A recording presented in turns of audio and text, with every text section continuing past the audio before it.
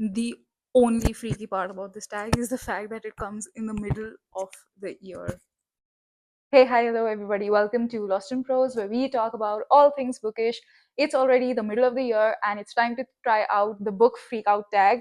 I took this tag from Jessie the Reader's page, so do check it out as well. It's in the description below. What's the best book you've read so far this year? So this year, in the first half, I've read only 14 books. Last year, also the first half was much slower, and then I ended up reading 49 books in the entire year. My best books actually this year are two. I can't decide on one. So the first one is A Good Girl's Guide to Murder, of course, and the review is in the description box below. I've done a very detailed spoiler-free review on the books. And the next book is The Lucky List by Rachel Lippincott. Rachel Lippincott is the best-selling author of 5 Feet Apart. It's also a movie, but I haven't read that yet. My first Rachel Lippincott book was The Lucky List, and it's so heartfelt and heartwarming. It's beautiful. It follows the life of Emily, the protagonist, who loses her mother due to cancer, and she and her mother had this very beautiful bond, and they usually consider each other as extremely lucky. And Emily, just before her senior year in the summer, she thinks everything is turning into a worse situation when various incidences and situations happen with her which are unfavorable. And she basically feels as if she's losing connection, or that last touch that she had with her mother.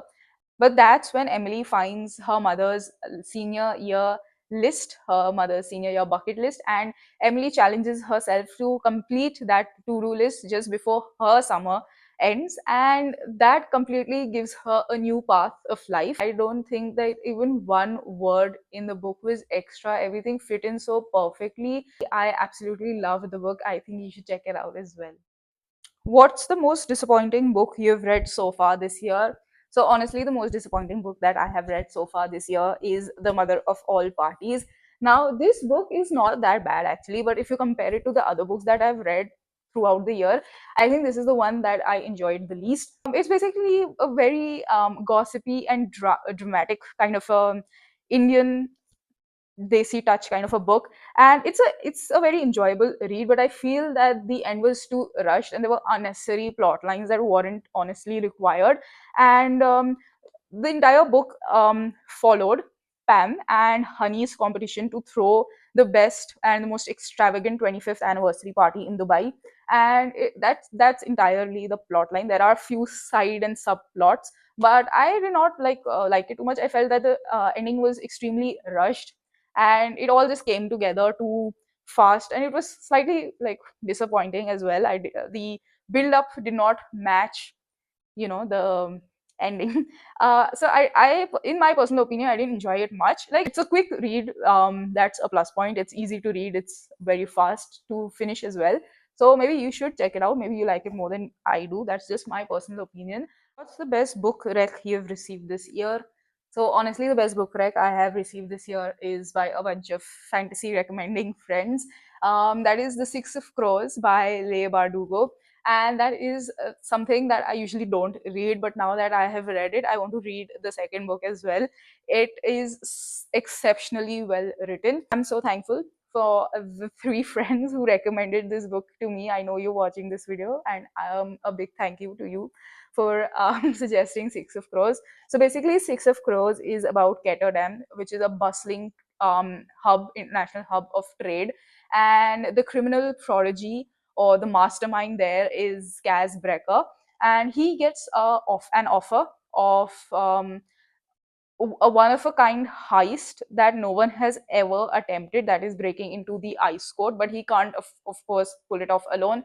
So it's about six dangerous outcasts and one impossible heist that they carry out throughout the book. So will they be able to complete the heist, or will they kill each other first? That is where I'm going to leave it. That's where you should know that you have to go and pick up the books. The Six of Crows is a duology only. That is Six of Crows and Crooked Kingdom. So I read the Six of Crows. Now I have to read the Crooked Kingdom as well. What was your first DNF of the year? I don't DNF books actually. You should applaud me for my dedication. No, I actually seriously I don't DNF books. Once I start reading, even if I'm bored, I'll just skim read it, but I'll definitely make sure that I finish reading the book. I enjoyed all of the books that I have read so far this year, and not even one was close to the DNFing stage. So yeah, a new release from the year that you have read and your thoughts on it, good or bad. So honestly, I haven't read any new release that has come out this year. I have two books which are new releases. HarperCollins sent them to me, so thank you for that. But I haven't read either of these. This is Night Bloom by Peace Arzo Medi. It is longlisted for the Women's Prize in Fiction 2024. So I'm pretty intrigued about this one. And I'm also pretty intrigued about this, which is Day One by Abigail Dean. The story ignites amidst the media frenzy. Conspiracy theorists become obsessed with exposing what really happened. Mary told the reporters that she saw it happen. She saw the gunman enter the hall and she saw her mother die trying to protect them all. That is the version of Day One Marty wishes was true. But strange inconsistencies in her story begin to surface and details don't add up. Questions she can't answer. So each has their own version of Day One. Each must grapple with this tragedy, even as fanatics question whether it ever really happened at all. So, what did Marty really see, and why would she lie? So, this is also very intriguing. I don't know why I haven't read it yet. I should really read it fast. It it seems like a quick read. I mean, it isn't that long either. It's only like 370 pages long. So I think I should read this. And even for this, is Night Bloom. Night Bloom is about two girl best friends, Selassie. Sorry, they were cousins who were more than just cousins. They were best friends, Selassie and Akorfa, and they grew up in a small Ghanaian town. And these girls, they shared everything, their dreams, their desires, their every secret. But as they enter their teens, Selassie begins to change until Akorfa barely recognizes the sullen, withdrawn girl she once knew so well. Years go by before they cross paths again, and their lives look very different now. Although they are separated by continents, they have each found success in their careers. It takes a crisis to pull them back together, forcing both women to confront shocking secrets and childhood trauma that neither one has been willing to address.